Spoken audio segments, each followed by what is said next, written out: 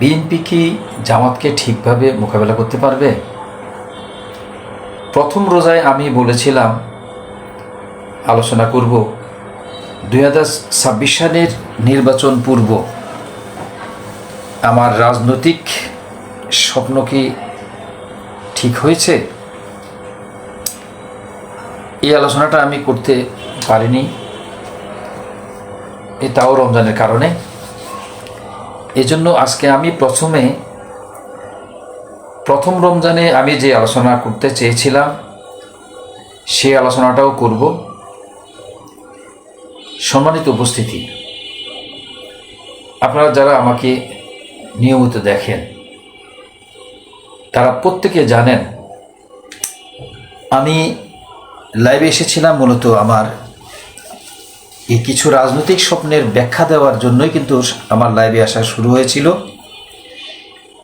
সে থেকে আমার লাইভে আসা। ইতিপূর্বে আপনাদেরকে আমি বলেছিলাম 2001 সালে 4 দলীয় ঐক্য জোট ক্ষমতা এসেছিল। জামাত ইসলাম বিএনপির নেতৃত্বে 4 দলীয় ঐক্য জোট ছিল। সেই 4 দলীয় ঐক্য জোট আসার পূর্ব থেকে শুরু করে মানে 2001 সাল এ পর্যন্ত যতবার সরকার পরিবর্তন হয়েছে, সরকার পরিবর্তনের আগে আমি যে রাজনৈতিক স্বপ্ন দেখেছিলাম এই রাজনৈতিক স্বপ্নগুলো একান্ত আমার বন্ধু বান্ধব মহলে আমি আলোচনা করতাম। আলহামদুলিল্লাহ আলহামদুলিল্লাহ আলহামদুলিল্লাহ এই স্বপ্নগুলো সবই বাস্তবায়ন হয়েছে। সর্বশেষ আপনাদের সামনে এটা ক্লিয়ার হয়ে গিয়েছে। আমি ইতিপূর্বে আমার এক ভিডিওতে বলেছিলাম আপনাদেরকে 2023 সালে জুন জুলাইয়ের দিকে আমি স্বপ্নে দেখেছিলাম, আল্লাহ আমাকে দেখিয়েছেন যে কেয়ারটেকার মতো একটা সরকার আসবে। সেই সরকারের নিয়ন্ত্রণ সম্পূর্ণরূপে আওয়ামী লীগের কাছে থাকবে। ইতিমধ্যে আলহামদুলিল্লাহ আওয়ামী লীগ সরকারের পতন হলো, আওয়ামী লীগ সরকার পালিয়ে গেল। দৃশ্যত ডক্টর ইউনূসের নেতৃত্বে আপনারা একটা সরকার দেখেছিলেন। আমি মনে করি আমার এই স্বপ্নটাই বাস্তব হয়েছে। আওয়ামী লীগের নেতৃত্বে ক্যান্টনমেন্ট থেকে এই সরকারটা নিয়ন্ত্রিত ছিল। ডক্টর ইউনূসের সফলতা, তিনি একটি নির্বাচন দিতে পেরেছেন। এই ছাড়া অভ্যুত্থানের আর কোনো সফল প্রতিফলন আর বাকি নেই। যতটুকু আছে এটাও শেষ হওয়ার পথে। আমি মনে করি আমার এই স্বপ্নটাও ঠিক ছিল, কারণ আমি যখন বলেছিলাম যে কেয়ারটেকার মতো একটা সরকার আসবে, আমার বন্ধুবান্ধব আমাকে নিয়ে হাসাহাসি করেছিল। অথচ 2001 সাল থেকে প্রত্যেকটা স্বপ্নই আমার বাস্তবায়ন হয়েছিল। আমি কেন স্বপ্নগুলো বলতে যাচ্ছি, দীর্ঘদিন চিন্তা করার পর আমি এই সিদ্ধান্ত নিয়েছি এই স্বপ্নগুলো তো আমার একান্ত স্বপ্ন নয়, এগুলো রাজনৈতিক স্বপ্ন। এই স্বপ্নগুলো মানুষের কাছে প্রকাশ করলে বাংলাদেশকে নিয়ে যারা যে অ্যাঙ্গেল থেকে যেভাবে ভাবেন তাদের চিন্তার খোরাক হতে পারে, তাদের সিদ্ধান্ত নেওয়ার ক্ষেত্রে আপনাদের এটা সহায়ক হতে পারে। এই জন্যই আমি সিদ্ধান্ত নিয়ে আমার রাজনৈতিক স্বপ্নগুলো বলে থাকি। 2026 সালের এই নির্বাচনের ব্যাপারে আমি ঠিক 23 সালের শেষের দিকে স্বপ্নে দেখেছিলাম, কিন্তু আমার এই স্বপ্নটা বাস্তবায়ন হয়েছে কিনা এটার ভার আপনাদের উপর আমি ছেড়ে দেব। 2023 সালের শেষের দিকে আমি স্বপ্নে দেখেছিলাম শেখ রেহানা বিপুল ক্ষমতা নিয়ে বাংলাদেশের রাষ্ট্র ক্ষমতায় আসছে। আমি 2001 সালে বিএনপিকে দেখেছি ক্ষমতায় আসতে জামাতকে নিয়ে, কিন্তু জামাত ক্ষমতায় এসেছিল, বিএনপি ক্ষমতায় এসেছিল। 2026 সালে আমি বিএনপিকে ক্ষমতায় আসতে স্বপ্নে দেখি নাই। আমি স্বপ্নে দেখেছি শেখ রেহানাকে দেখেছি বাংলাদেশের পতাকা নির্ভর করে, বাংলাদেশের পতাকাকে স্বাবলম্বন করে বিশাল ক্ষমতা নিয়ে তিনি ক্ষমতায় আসছেন। এখন আমার এর বিশ্লেষণ হলো 26 সালে বিপুলভাবে বিজয়ী যে বিএনপি সরকারটাকে আমরা দেখতে পাচ্ছি, এই সরকারটাকে আমি আমার স্বপ্ন অনুযায়ী ব্যাখ্যা করব। আপনি আমার এই ব্যাখ্যার সাথে একমত হতেও পারেন, না হতে পারেন, তবে আমার এই ব্যাখ্যাটাকে আপনি যদি শেয়ার করে দেন আমি যে উদ্দেশ্যে স্বপ্নটা বলি আজকে বলছি, তাহলে এখান থেকে কিছু মানুষ সহায়তা পেতে পারে। আমি এই সরকারটাকে দুই ভাগে ব্যাখ্যা করতে চাচ্ছি। এক, এই সরকারটা আন্তর্জাতিক মহল, ভারত এবং শেখ রেহানা তথা আওয়ামী লীগ নির্ভর সহায়ক একটা বিএনপির বিজয়ী একটা দল। দৃশ্যত আমরা বিএনপিকে দেখলেও এখানে আওয়ামী লীগ সহায়তা করেছে, ভারত সহায়তা করেছে, লন্ডন সহায়তা করেছে। সেখানে কেন্দ্রবিন্দুতে শেখ হাসিনা মোটেই নয়। শেখ রেহানা, দ্যাট মিন হাসিনাকে বাদ দিয়া নতুন কোনো নেতৃত্ব এই সরকারের শক্তি, চালিকা শক্তি। অথবা বিএনপিকে আজকে সাপোর্ট দিয়ে ভারত এবং আওয়ামী লীগ বিপুল বোর্ডে বিজয়ী করে ক্ষমতায় পাঠিয়েছে। শেষ পর্যন্ত আমি আমার দ্বিতীয় ব্যাখ্যা বলছি, শেষ পর্যন্ত এই বিএনপি হয়তো জামাতের সাথে ঠিকভাবে হ্যান্ডেল করতে পারবে না। না পারার ফলে এই সরকারটা শেষের দিকে এসে সম্পূর্ণরূপে ভারত, আওয়ামী লীগ এবং ইন্টারন্যাশনাল যে আমাদের ডিপ স্টেটের অংশ, এদের নিয়ন্ত্রণে সরকারটা চলে যেতে পারে। এই জন্যই আমি আজকে আমার আলোচনার বিষয়বস্তু রেখেছি, বিএনপি কি জামাতকে ঠিকভাবে মোকাবেলা করতে পারবে? এখন আমি আমার মূল আলোচনায় আসছি। আজকের আলোচনায় বিএনপির মহাসচিব মির্জা ফখরুল ইসলাম আলমগীর সাহেবের জামতা ফাহাম আব্দুল সালাম একটা মন্তব্য করেছেন। তিনি মন্তব্য করেছেন, বিএনপির ভাগ্য ভালো, জামাতের মতো বিনয়ী, নম্র, ভদ্র একটা বিরোধী দল পেয়েছে, শান্তিতে রাষ্ট্র পরিচালনা করতে পারবে। এই কথাটা কতটুকু সঠিক, এটাই আমার আজকের আলোচনার বিষয়। আমরা আরেকদিন আলোচনার বিষয় রাখব, জামাতকে বিএনপিকে মোকাবেলা করতে পারবে। আজকে আমরা তাহলে এই আলোচনায় থাকি যে বিএনপি কি জামাতকে ঠিকমতো মোকাবেলা করতে পারবে। আপনাদের মনে প্রশ্ন আসতে পারে যে আমার শিরোনামটা আমি এভাবে কেন করলাম, ক্ষমতায় বিএনপি। জামাতকে যদি বলতাম জামাতকে বিএনপিকে ঠিকমতো মোকাবেলা করতে পারবে, আপনাদের দৃষ্টিতে এমন হতে পারে। আমি এটাকে যথাযথ মনে করি না। কারণ 24-এর পট পরিবর্তনের পর পেশি শক্তি দিয়ে মোকাবেলার চাইতে আদর্শিক শক্তি দিয়ে মোকাবেলাটা এখন সবচেয়ে কঠিন, এবং এটাই মুখ্য চালিকা শক্তি হবে। এজন্যই আমি মনে করি ফাহাম আব্দুল সালামের এই কথাটা মোটেও ঠিক নয়। আওয়ামী লীগকে বিএনপি হ্যান্ডেল করা সহজ ছিল, কারণ চরিত্রগতভাবে আওয়ামী লীগ এবং বিএনপির মধ্যে খুব একটা পার্থক্য নাই। পার্থক্য নাই আমি এটা কিন্তু বলছি না, খুব একটা পার্থক্য নাই আদর্শ দিক থেকে।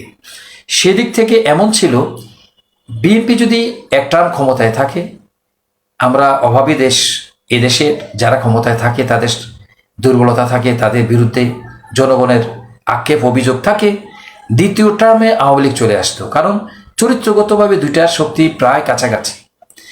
কিন্তু মাঠ থেকে আওয়ামী লীগ উদাও হয়ে যাওয়ার কারণে যেই শক্তিটা মাঠে আছে এখন জামাতের নেতৃত্বে 11 দল, আমি মনে করি এই শক্তিটাকে মোকাবেলা করা বিএনপির জন্য অত্যন্ত কঠিন, অত্যন্ত কঠিন। কারণ জামাতের মতো এই আদর্শিক দলটাকে, আমার কথাগুলো আমি সবসময় বলিনি আপনাদেরকে, আমি নির্মোহ আলোচনা করি। এই জন্যই আমার আলোচনা থেকে যদি কিছু উপকার হয় বিএনপির জন্য, আজকে আমার আলোচনা, জামাতকে যদি ঠিকমতো বিএনপি হ্যান্ডেল করতে না পারে, আদর্শিকভাবে মোকাবেলা করতে ব্যর্থ হয়, পরিণতি কি হতে পারে? পরিণতি এটা হতে পারে তুরস্কের দোকানের দলের মতো হয়ে যেতে পারে। বিএনপিকে এটা মাথায় রাখতে হবে। 2001 সালে বিপুল ভোটে যখন 4 দলীয় জোট বিজয়ী হয়েছিল, তখন মাত্র 62 আসন নিয়ে বিরোধী দলে ছিল আওয়ামী লীগ। সেখান থেকে বিপুল ভোটে বিজয়ী হয়ে কিন্তু আওয়ামী লীগ সরকার গঠন করল। আপনারা জানেন এর দোকানের দল তুরস্কে বিরোধী দলে এসেছিল, সেখান থেকে যখন ক্ষমতায় আসলো, আজকে প্রায় 2 দশকের উপরে সময় টানা ক্ষমতায় আছে। আপনি কি বুঝতে পেরেছেন বাংলাদেশ জামাত ইসলাম তার চারিত্রিক বৈশিষ্ট্যগুলো কোন দিকে পরিস্ফুটন ঘটাতে চাচ্ছে? বাংলাদেশ জামাত ইসলাম আমি মনে করি সম্পূর্ণরূপে এরদোগানের একে পার্টিকে ফলো করছে। আপনি জামাতকে আদর্শ দিয়ে মোকাবেলা করতে হবে। বিএনপি কতটুকু এটা সম্ভব হবে এর উপরে নির্ভর করবে। এখন বিএনপি কতটুকু মোকাবেলা করতে পারতেছে, করার ইচ্ছা আছে, এটা আমরা পরে আলোচনায় আসব। যদি মোকাবেলা করতে না পারে কি হতে পারে? বিএনপির এখানে বিকল্প দুইটা হতে পারে। একটা হতে পারে বিএনপি যে জানালাটা খুলে রেখেছে, আওয়ামী লীগ অফিসগুলো বলতেছে আওয়ামী নির্ভর হতে হবে, বিএনপিকে ভারত নির্ভর হতে হবে, বিএনপিকে ইন্টারন্যাশনাল ডিপ স্টেটের আমাদের স্টেক হোল্ডার যারা বাহিরে আছে, বাইরে থেকে যারা নিয়ন্ত্রণ করে, এদের নিয়ন্ত্রণ নিতে হবে। আমাদের বামপন্থী সাংবাদিকদের সহযোগিতা নিতে হবে। যে আমলারা এই ডিপ স্টেট হয়ে কাজ করেছে তাদের সহযোগিতা নিতে হবে। যে হুজুরেরা বিএনপির হয়ে কাজ করেছে তাদের সহযোগিতা নিতে হবে। সবাইকে নিয়ে এই 11 দলকে মোকাবেলা করতে হবে প্রথমে আদর্শিকভাবে। আর যদি আদর্শিকভাবে মোকাবেলা করতে ব্যর্থ হয়, সর্বশেষ কিভাবে মোকাবেলা করবে ওটা আলোচনা আজকে নাইবা রাখলাম। কিন্তু যখন কথা বলছি আমরা পুরো কথাটাই বলবো। 2014 সালে সম্ভবত ডক্টর কামাল হোসেনের নেতৃত্বে বিএনপি নির্বাচনে গিয়েছিল। নির্বাচনে যাওয়ার ঠিক নির্বাচন হওয়ার সম্ভবত 3-4 দিন বা 5 দিন আগে আমি এরকম দুইটা স্বপ্ন দেখেছিলাম। আমি আমার বন্ধু বান্ধবকে বলেছিলাম এই নির্বাচনটাও সামনে স্বচ্ছ হতে যাচ্ছে না। বিএনপি মনে করেছিল ওই নির্বাচনটা স্বচ্ছ হবে এবং ক্ষমতার পরিবর্তন হবে, হয়নি। আমি বলেছি আমরা আওয়ামী লীগ আবার ক্ষমতা আসছে, আল্লাহর কি হুকুম তাই আসলো। ওই সময় আমি এটা স্বপ্ন দেখেছিলাম তার বাড়তি অংশ যে জামাত ইসলামের মতো এরকম একটা দলের নেতৃত্বে পূর্ণাঙ্গ বিজয় একদিন এখানে তাদের আসবে। তবে সেই বিজয়টা খুব কাছে না, 14 সাল থেকে অনেক অনেক দূরে। তার মানে আজকে জামাতের নেতৃত্বে বা জামাত সহ যে 11 দলের যে একটা মোর্চা দেখতে পাচ্ছি, ক্ষমতা থেকে তারা কিন্তু খুব দূরে নয়। আর এরকম একটা দল যদি যদি তারা সফলতা লাভ করতে পারে, বিএনপির মতো আগোছালো একটা দল যেখানে আদর্শিক ভিত্তি নেই, আমি মনে করি বুঝিয়ে নিয়ে এমন একটা দলকে মোকাবেলা করা স্বাভাবিক হবে না, খুবই কঠিন হবে। এখন আমরা আমাদের ভিডিওকে দীর্ঘ করব না। বিএনপি কিভাবে মোকাবেলা করতে পারে? প্রথম কথা হলো, আসলে আমি আমার আলোচনার প্রথমে বলেছিলাম আমার আলোচনাটা আপনার ভালো লাগতেও পারে নাও লাগতে পারে, কিন্তু আমি যা বলছি এই যাবৎ 2001 সাল থেকে সবই সত্য হয়েছে। আর আমি এটা মনে করি স্বপ্ন, এরকম রাজনৈতিক স্বপ্ন সত্য হওয়ার জন্য অনেক বুজুর্গ ব্যক্তি হতে হবে, এটাও আমি বিশ্বাস করি না। কারণ আমি ও বুজুর্গও না, আমার অনেক অনেক ত্রুটি আছে। আমি মনে করি আল্লাহ কাউকে না কাউকে বেছে নেয় একটা পিয়নের ভূমিকায়। হয়তো আমার মতো আরো একাধিক লোকও এরকম জানে বা দেখে, তারা হয়তো বলছে না। আমি মনে করি জাতির প্রয়োজনে কথাগুলো আমি বলি। এটা আপনার কাছে গল্প মনে হতে পারে, আপনার কাছে সত্য মনে হতে পারে, মিথ্যা মনে হতে পারে। যদি সত্য মনে হয় আরেকজনকে জানা শুরু করে দিবেন। এখন আমরা আসি বিএনপি মোকাবেলা করবে কিভাবে, তারও আগে আলোচনা করা দরকার বিএনপিকে আসলে আদর্শিকভাবে মোকাবেলা করতে চায়। এটা হলো সবচেয়ে বড় প্রশ্ন। জুলাই অভ্যুত্থানের পর থেকে নির্বাচনের আগ মুহূর্ত পর্যন্ত আমার কাছে বিএনপিকে একটা দ্বিধাগ্রস্ত দল হিসেবে মনে হয়েছিল। বিএনপি তার নীতি নির্ধারণ করতে ব্যর্থ হয়েছিল, আমার এরকম মনে হয়েছিল। জুলাইকে তারা কিভাবে ধারণ করবে এই বিষয়টা বিএনপি দ্বিধাগ্রস্ত ছিল। সর্বশেষ হানা ভোটের দিকে চলে আসলো দেশ। সেটার পিছনে কেন হানা ভোটের দিকে যেতে হলো সেটা বিশাল একটা প্রশ্ন, আপনারা সবাই জানেন। হার পক্ষে থাকবে বিএনপি না নার পক্ষে থাকবে, এখানে বিএনপি দ্বিধাগ্রস্ত ছিল। বিএনপি আদর্শিকভাবে জামাতকে মোকাবেলা করার জন্য বিগত 17 মাসে কোনো চিন্তা করেছে বলেই দৃশ্যমান মাঠে কিছু আমরা দেখিনি। জামাত একটা ক্যাডারভিত্তিক সংগঠন, এই সংগঠনটাকে মোকাবেলা করতে হলে উত্তম একটা আইডিওলজি নিয়ে মাঠে আসতে হবে, উত্তম একটা আদর্শ নিয়ে আপনাকে মোকাবেলা করতে হবে। আওয়ামী লীগ বিএনপিকে যেভাবে মোকাবেলা করে সেভাবে যদি বিএনপি জামাতকে মোকাবেলার চিন্তা করে আসে, আমি মনে করি জুলাই অভ্যুত্থানের পর এটা অসম্ভব হবে না, হলে সেটা একটা বড় ধরনের মেসাকারের দিকে চলে যাবে, আন্তর্দেশীয় যুদ্ধের দিকেও চলে যেতে পারে। জি, তো তাহলে কি শেষ মুহূর্তে বিএনপি সিদ্ধান্ত নিয়েছে যে তারা হার পক্ষে থাকবে। বিএনপি হার পক্ষে ছিল লাস্ট মুহূর্তে। আমাদের প্রধানমন্ত্রী সাহেব বর্তমান, তিনি শেষ মুহূর্তে জনগণকে হাতে ভোট দিতে বলেছিলেন, জনগণ হাতে ভোট দিয়েছে। দেখেন, ভোট দেওয়ার পরে যেখানে ভূমিধস বিজয়, 300 আসনের মধ্যে 213টি আসনে বিএনপি বিজয়ী হয়েছিল, সেই বিজয়ী হওয়ার পরে শপথ নেওয়ার আগের দিন পর্যন্ত বিএনপি ক্লিয়ার করে নাই যে বিএনপি যে জুলাই সনদ বাস্তবায়নের জন্য জুলাই যে বাস্তবায়ন পরিষদের যে ভোট শপথ নেয়া, এই শপথটা তারা নেবে না, তারা কিন্তু এটা ক্লিয়ার করে নাই।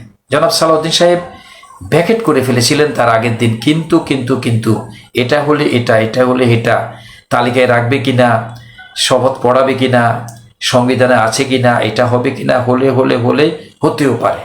তার মানে আমি দেখেছি 17 মাস বিএনপি যেভাবে দ্বিধাগ্রস্ত থেকে নির্বাচনী বৈতরণী ভালোভাবে পার করেছে। বিএনপি ধরে নিয়েছে তাদের অবস্থানটা সঠিক, আর ঠিক সেই মুহূর্তেও তারা দ্বিধাগ্রস্তে থাকলে তাদের এই দ্বিধাগ্রস্ত থাকা, এই অবস্থাটাকে জাতি ভালোভাবে নিবে। এই জন্যই সালাউদ্দিন সাহেব শেষ মুহূর্ত পর্যন্ত ক্লিয়ার করে নেয় যে আগামী দিন সকালবেলা তারা শপথ একটা নিবে নাকি 2টা নিবে। পরের দিন শপথ তারা একটা নিয়েছেন, জামাত ইসলাম সহ 11 দল 2টা শপথ নিয়েছেন। আইনের ফাঁক ফোকর আমরা বুঝি না, যতটুকু আলোচনা শুনেছি, যতটুকু বুঝেছি, এখানে নতুন একটা সংকট সৃষ্টি হয়েছে। 80 জনের মধ্যে তাদের যদি মেজর পার্সেন্ট 60 জন যদি ঐক্যমত পোষণ করে, তারা নিজেরাই সেখানে সংবিধানের নতুন আইন তৈরি করতে পারবে। আরেকটা প্রশ্ন হিসেবে দাঁড়িয়েছে, হয়তো তাদের শপথকে বাতিল হতে পারে, অথবা সিইসিকে পদত্যাগ করতে হতে পারে। এগুলো সবই আলোচকদের আলোচনা থেকে আমি যা শুনেছি। তার মানে এই যে একটা বেড়াজাল, দুর্বৃত্ত বেড়াজাল তৈরি হয়েছে বা তৈরি করা হয়েছে, এখানে জনগণের জনরায় ছিল, ভূমিধস রায় ছিল হার পক্ষে। সেই হার পক্ষের ভূমিধস রায়টাকে, জনরায়টাকে যে কৌশলে সাইড করা হলো, এর ইমপ্রেশন প্রভাব কি পড়তে পারে বিএনপি বলে ফেলেছে। এটা তারা কিভাবে মোকাবেলা করবে? মেজর হাফিজের মতো যোগ্য অভিজ্ঞ বয়স্ক পার্লামেন্টেরিয়ান তিনি কিন্তু বলে ফেলেছেন যে হ্যাঁ ভোটে রাজি হওয়া শুধুমাত্র জাতীয় নির্বাচন আদায় করে নেওয়ার জন্য। এই কথার ব্যাখ্যা কি হতে পারে, জনগণের সাথে এটা কীরকম আচরণ, এটা কথা আমি বলবো না, জনগণ নিশ্চয়ই এটা গত 2 দিন টাইম লাইনে দেখতে পাচ্ছে, জনগণই বিচার করবে, কথাটা ছেড়ে দিলাম। কিন্তু আমার যে আলোচনা বিষয়, বিএনপি কি আদর্শিকভাবে মোকাবেলা করবে? হ্যাঁ, জনাব তারেক জিয়া সাহেব, আমাদের সম্মানিত প্রধানমন্ত্রী জনাব তারেক জিয়া সাহেবের আচার আচরণ, ড্রেস কোড যা দেখতে পাচ্ছি, অত্যন্ত সাধারণ সিম্পল ড্রেস কোড তিনি ব্যবহার করতেছেন। তিনি স্বাভাবিক জীবনযাপন করছেন। সরকারি সুযোগ সুবিধার বিষয়ে আপনাদেরকে বলেছে তিনি সরকারি গাড়ি ব্যবহার করবেন না, নিজস্ব গাড়ি ব্যবহার করতেছেন। তিনি জামাত ইসলাম যদিও আগে বলেছে শুল্কমুক্ত গাড়ি নেবে না, প্লট নেবে না। বিএনপি, জামাত ইসলাম কথার কথা এগুলো হয়ে গেছে, তারা তার ক্ষমতায় আসতে পারে নাই। আসলে কি কথায় থাকতো কিনা জামাত, এটাও আমরা বুঝতে পারছি না। বাট বিএনপি ক্ষমতায় আসার পর আমাদের প্রধানমন্ত্রী সাহেব এটা বলেছেন শুল্কমুক্ত গাড়ি ব্যবহার করবেন না, তারা প্লট, সরকারি প্লট নেবেন না। মানে এটা বাস্তবতা। জনাব তারেক জিয়া সাহেব চাচ্ছেন আদর্শিক রাজনীতির দিকে ফিরে যেতে। তিনি সম্ভবত আজকে বা গতকাল মন্ত্রীদেরকে একটা টাইমলাইন দিয়ে দিয়েছেন 50 দিনের মধ্যে যদি দৃশ্যমান কোনো উন্নতি দেখাতে না পারে মন্ত্রিত্ব ক্যান্সেল হয়ে যেতে পারে। একথা জনাব প্রধানমন্ত্রী সাহেব আমাদের বলেছেন। তার মানে প্রধানমন্ত্রী জনাব তারেক জিয়া তিনি চাচ্ছেন যে আদর্শিক রাজনৈতিক চর্চার দিকে ফিরে যেতে। জনাব ইশরাক আহমেদ সাহেব বলেছেন যে আমরা ট্যাগিংয়ের রাজনীতি দিয়ে জামাতকে দ্বিধাবিভক্ত জাতি করতে চাই না, সম্মিলিত আমরা ভাবে কাঁধে কাঁধ মিলিয়ে দেশকে সামনে এগিয়ে নিতে চাই, 71-এর সেই ট্যাগিংয়ের রাজনীতি ফিরে যেতে চাই না। এটাকে যদিও বিভিন্ন মহল বিভিন্নভাবে ব্যাখ্যা করছেন, অলরেডি সোশ্যাল মিডিয়ায় আসতেছে যে তার এই কথা কিংবা ভাষা আন্দোলনে অধ্যাপক গোলাম আজমেরকে স্বীকৃতি না দিলে ভাষা আন্দোলনের ইতিহাস অপূর্ণ থেকে যাবে। জনাব গায়েশ্বরচন্দ্র রায় তিনি যে বলেছেন এই কথাগুলোকে নিছক সামনে যে সিটি কর্পোরেশন নির্বাচন আছে, আপনার অন্যান্য স্থানীয় সরকার নির্বাচন আছে, এই নির্বাচনগুলোর প্রভাবিত করার জন্য তারা কথাগুলো বলছেন এমন কিন্তু বিভিন্ন বিশ্লেষক বলছেন। আমি মনে করি এই কথাগুলো জনাব আমাদের প্রধানমন্ত্রীর সুরে সুর মিলিয়ে তারা বলছে তারা আদর্শিক রাজনৈতিক চর্চার দিকে যেতে চাচ্ছে। বাট কথা আছে, বিগত 17 মাসে আমাদের প্রধানমন্ত্রী বিদেশে বসে অত্যন্ত সুন্দর সুন্দর কথা বলেছিলেন, কিন্তু মাঠের চিত্র পুরো আমরা উল্টা দেখেছিলাম। তার মানে দলীয় প্রধান হয়ে জনাব তারেক জিয়া সাহেব তখন লন্ডন থেকে যে কথাগুলো বলেছিলেন বিগত 17 মাসে মাঠের প্রতিফলন তার সম্পূর্ণ উল্টা দেখেছিলাম।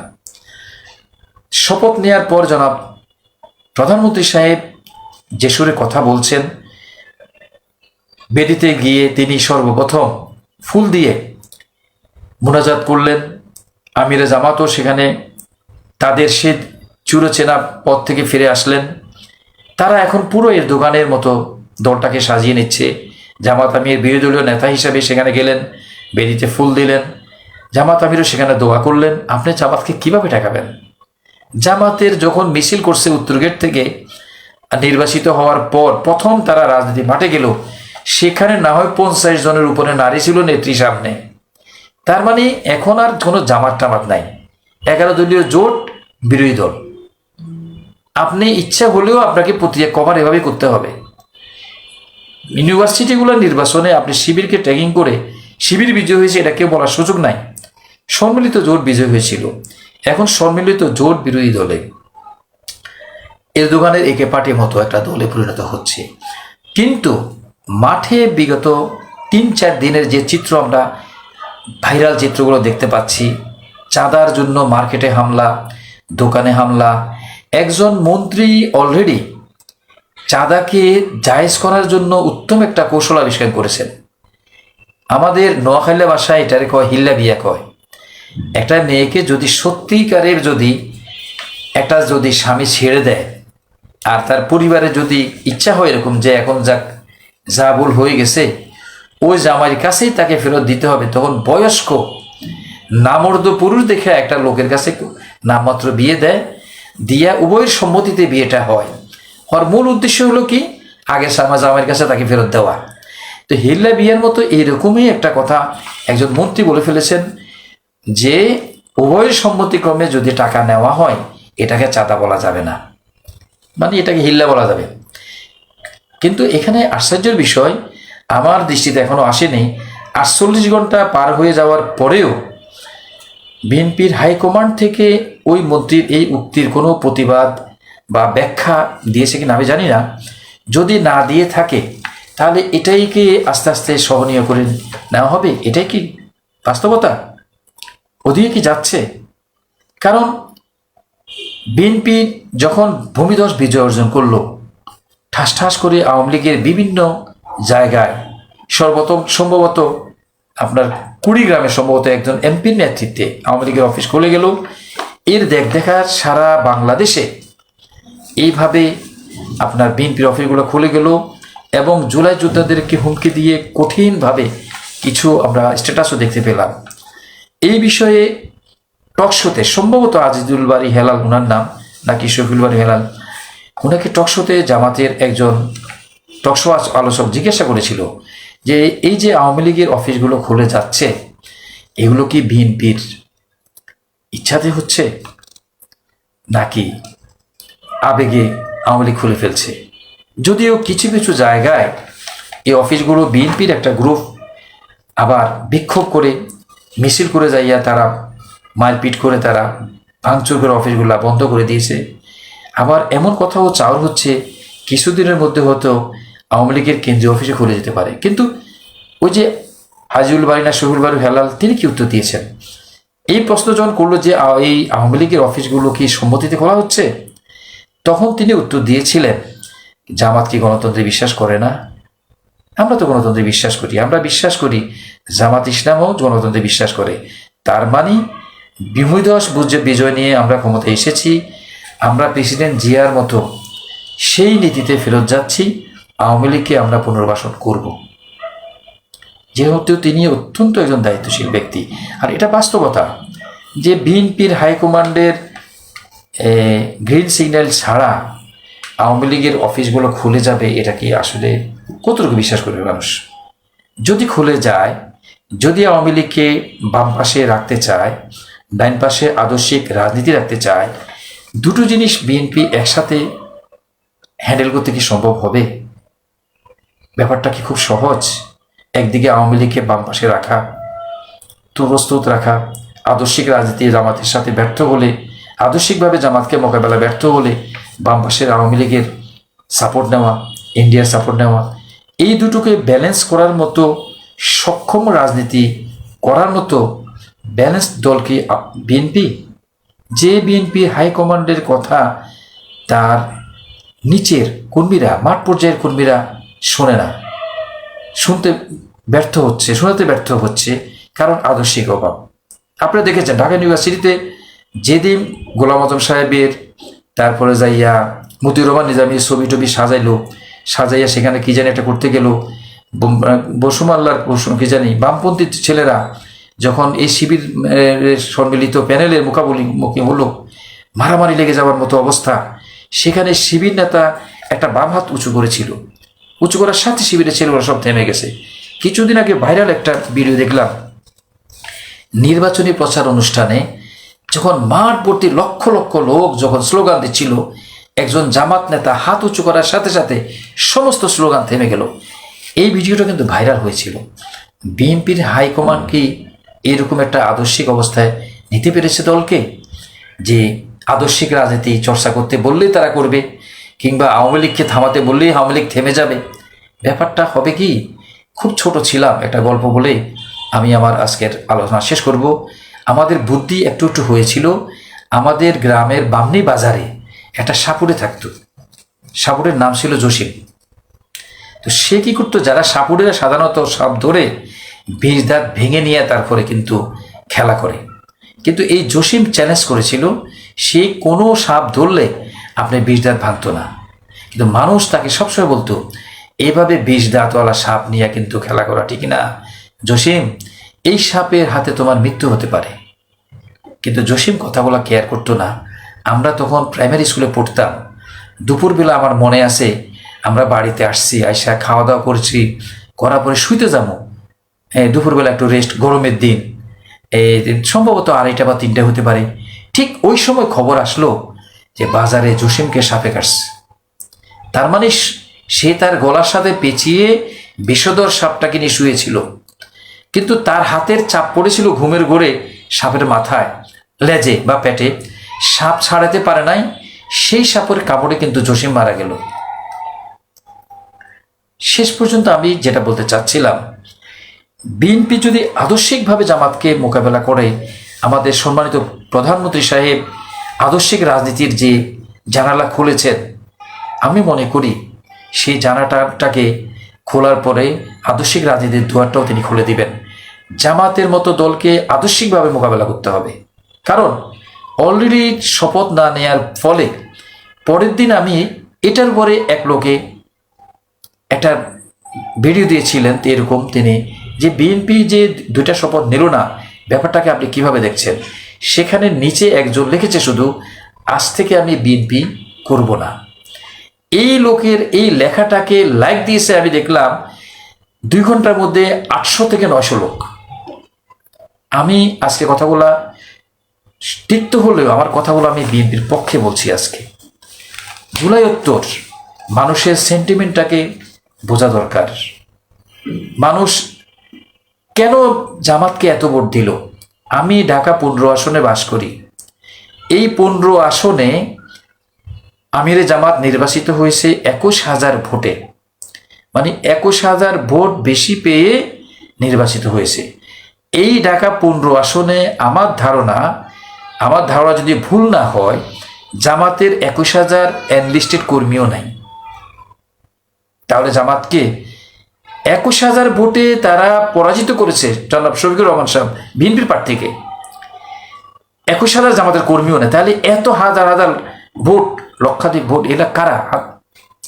এরা তারা যারা বিশ্বাসযোগ্যভাবে জামাতকে জুলাই অভ্যুত্থানের সহযোগী ভাবে, সাপোর্টার ভাবে, যারা জুলাই পরবর্তী সময়ে আদর্শিক আরেকটা রাজনৈতিক দলকে খুঁজে না পাওয়ার কারণে হাতের কাছে পেয়েছিল জামাতকে। তারা বিশ্বাস করেছে জামাত যা বলছে, আমরা এখন জামাতের নেতৃত্বে মনে হয় একটা সন্ত্রাসমুক্ত, চাঁদামুক্ত, দুর্নীতিমুক্ত একটা সমাজ গড়তে পারবে জামাত যেহেতু জুলাই যোদ্ধাদের সহযোগী। আমার ধারণা থেকে আমি বলছি, আমি প্রথমে বলে নিয়েছি, আমার কথাগুলোর সাথে আপনি একমত না হতে পারেন। এই সেন্টিমেন্ট থেকে মানুষ জামাতকে ভোট দিয়েছে। তার এইরকম দলকে বিএনপি মোকাবেলা করতে হলে আরও হাই প্রোফাইলে আদর্শ চর্চা করতে হবে। আর আদর্শ চর্চা কতটুকু করবে, যেহেতু আওয়ামী লীগের জানালাটা খোলা রেখেছে বিএনপি, তাহলে কিন্তু বিকল্প যে পথটা, সেটা বিএনপির জন্য ভালো হবে না, জামাতের জন্য তো সেটার অনেক মজলুমিয়াত আসতে পারে। অলরেডি আমাদের চরমনাইয়ের পীর সাহেব বলেই ফেলেছেন যে জামাত বিএনপি, আমি চরমনাইয়ের পীর সাহেবের ভাষায় বলছি, জামাতকে বিএনপি এবং আওয়ামী লীগ একসাথে সামনের দিনে কঠিনভাবে মোকাবেলা করবে। আমি নির্বাচনের আগেও বলেছিলাম যে আমাদের চরমনাইয়ের পীর সাহেবের কাছে আগে থেকে ওহি এসেছিল। হাটহাজারির সে আমাদের শায়েখ, আপনার হেফাজতে ইসলামের যে বাবুনগরী সাহেব, ওনার কাছে ওহি এসেছিল। ওহি তো আর আসে না, ইলহাম আসে বা কি জানি কেরামত আসে যে নির্বাচনের রেজাল্ট কি হতে পারে, পরবর্তীতে পরিস্থিতি কত কঠিনের দিকে যাচ্ছে। এই ইনফরমেশনগুলো কি তাদের কাছে ছিল? কারণ ফটিকছড়ি ওই এলাকাতে, হাটহাজারি ওই এলাকাতে কাউমি ঘরানার লোকরা যারা বাস করে বেশি। আমার দেশ পত্রিকা এরকম একটা অনুসন্ধানী রিপোর্ট করেছে, আওয়ামী লীগ যেখানে ভোট বেশি, কাউমি ঘরানার লোক যেখানে বসবাস করে সেখানে বেশি। এই এলাকাগুলোতে না ভোট বিজয় হয়েছে। জামাতকে শুধু যে আপনি মেটিকুলাস ডিজাইনের মাধ্যমে পরাজিত করা হয়েছে তা না। এই যে জাতীয় মসজিদের খতিবের ভূমিকা, চরমনাইয়ের পীর সাহেবের ভূমিকা, তার হেফাজত আমিরের ভূমিকা, আবার যে ডিপ স্টেটের কথা বলা হচ্ছে, মানে চতুর্দিক থেকে আসলে কেউ এটাকে জামাতকে বিশ্বাসযোগ্য পর্যায়ে ভাবে নাই ক্ষমতার জন্য। আর আমি বাস্তবিক অর্থে আমি নিজেও এটা বিশ্বাস করিনি যে জামাত এবার ক্ষমতায় গেলে দেশ পরিচালনা করতে সক্ষম হতো। কারণ আমাদের মহাদেশীয় অবস্থান, ইন্টারন্যাশনাল রাজনীতির অবস্থা সব মিলিয়ে জামাতের মতো একটা দল এবার ক্ষমতায় গিয়ে রাষ্ট্র পরিচালনা করার মতো ভিতর থেকে জামাতও ততটুকু সক্ষমতা ছিল না, আন্তর্জাতিক পরিস্থিতিও অনুকূল ছিল না। তো আমি যেটা বলে শেষ করতে চাচ্ছি, তাহলে আমাদের যেটা কথা, আমরা চাই আদর্শিকভাবে মোকাবেলা করবে বিএনপি। আর জামাত ইসলাম বিশাল ভোটের ভান্ডার নিয়ে, জনসমর্থন নিয়ে বিরোধী দল হয়ে পার্লামেন্টে যাবেন। আওয়ামী লীগের মতো বা বিগত দিনের মতো সূক্ষ্ম কারচুপি, স্থূল কারচুপির কথা বলে তারা সংসদ বয়কট করবেন, এমন দৃশ্য জাতি দেখতে চায় না। অলরেডি জামাত মেনে নিয়েছে, তারা বলেছে আমরা আন্তরিকতার সাথে সরকারকে সাপোর্ট করব ভালো কাজে, আর যদি সরকার ভুল পথে চলে শক্ত কঠিনভাবে মোকাবেলা করব জনগণের স্বার্থে। আগামী দিনগুলো সুন্দর হোক, সুন্দর একটা পার্লামেন্ট চলুক, গণতন্ত্রের চর্চা শুরু হোক, অবাধ হোক, প্রত্যেকটা মানুষের যোগ্যতার ভিত্তিতে নেতৃত্ব গড়ে ওঠার মতো তেমন একটা পরিস্থিতি সৃষ্টি হোক, পরিবেশ সৃষ্টি হোক, একনায়কতান্ত্রিক বাংলাদেশ আর যেন সামনে না আসুক। জনগণ এমন একটা রাষ্ট্র কামনা করে, এমন একটা পথে যেন আমরা যেতে পারি। সবাই ভালো থাকুন। ওমা তৌফিক ইল্লা বিল্লাহ। আসসালামু আলাইকুম ওয়া রাহমাতুল্লাহ।